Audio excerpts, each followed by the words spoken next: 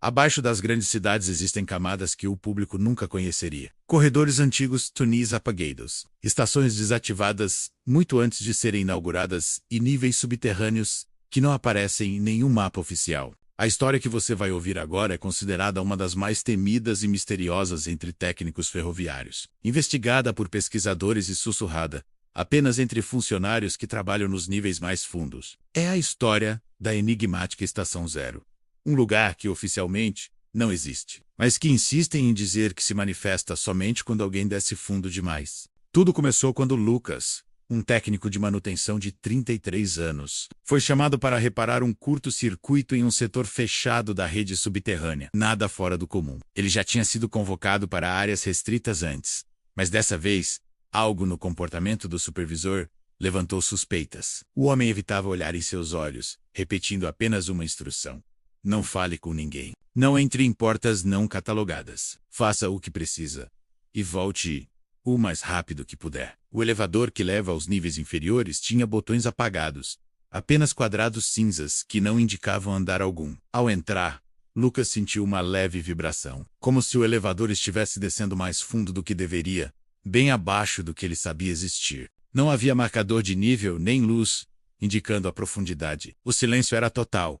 Um silêncio espesso, que fazia seus ouvidos zumbirem. Quando o elevador parou, as portas se abriram para um corredor completamente branco. Um tubo longo, estreito, iluminado por luzes que piscavam em um padrão irregular, como se acompanhassem o ritmo de uma respiração. O chão estava limpo demais. Sem poeira, sem marcas, sem vestígios humanos. Lucas ativou a gravação padrão de segurança e começou a caminhar. Seus passos ecoavam fracos demais, como se o espaço sugasse o som. Depois de alguns minutos, ele encontrou uma placa de metal caída próxima à parede. A palavra, escrita de forma tremida, chamava a atenção.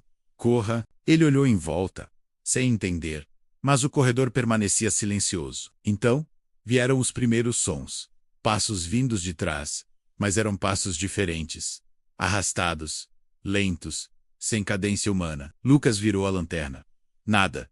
Ele se convenceu de que era apenas o eco. Mas ao verificar a gravação mais tarde, descobriram um quadro único que mostrava uma figura alta, magra, fina, como se fosse feita de sombras, inclinada de forma antinatural, uma forma que jamais deveria estar ali. Quando encontrou a porta para a sala C21, percebeu algo estranho. A sala não existia no mapa, e a porta diante dele não tinha placa. Apenas uma superfície branca, arranhada, como se algo tivesse tentado sair dali, desesperado, de dentro para fora. Lucas virou a maçaneta e abriu. A sala branca continha somente uma mesa, uma cadeira e um enorme espelho que ocupava toda a parede. O ambiente não tinha sombras. Tudo era branco, uniforme, limpo demais, inumano demais. Quando Lucas se aproximou do espelho, percebeu que algo não estava certo. O reflexo mostrava uma segunda silhueta atrás dele. Porém, na sala real, não havia ninguém. Ele respirou fundo, virou-se rapidamente, mas encontrou a sala vazia. De volta ao espelho,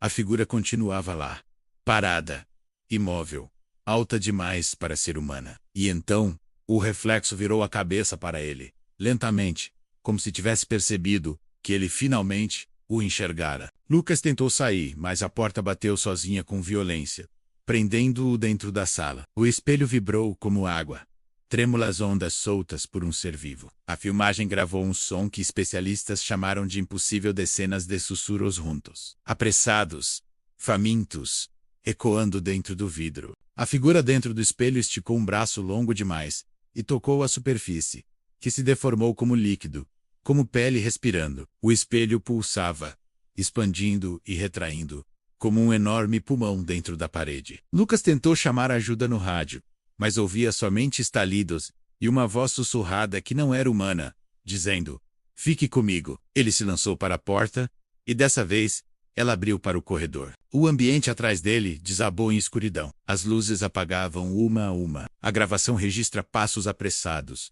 mas não apenas os dele. Havia outros passos, muitas pisadas rápidas atrás dele, mas as imagens não mostravam corpos, só sombras altas, longas, muito próximas. Demais. Ao final do corredor, Lucas encontrou duas portas. A porta por onde veio e uma porta preta, marcada com símbolos riscados. A porta original estava diferente, mais escura, num tom que lembrava tecido vivo, pulsante como pele respirando. Lucas escolheu a porta preta, desesperado, mas ela não abria. A luz atrás dele continuava apagando em sequência, aproximando a escuridão que engolia tudo. Por um curto fragmento de frame, a criatura aparece no vídeo. Seus braços longos demais, a cabeça inclinada, o sorriso esticado, largo, torto, não humano. As pernas finas como ossos, sem músculo. Um corpo feito para espreitar, e não para caminhar. Finalmente a porta preta cedeu. Lucas caiu em um corredor iluminado, ouvindo vozes humanas. Técnicos correram até ele, arrancaram seu equipamento. Perguntaram o que aconteceu, mas ao olhar para trás, viram apenas uma parede lisa. Sem porta, sem sala, sem espelho, sem corredor. Nenhum registro da Estação Zero. Não havia ali segundo os mapas. Aquela área estava desativada desde 1982 e jamais deveria ter acesso.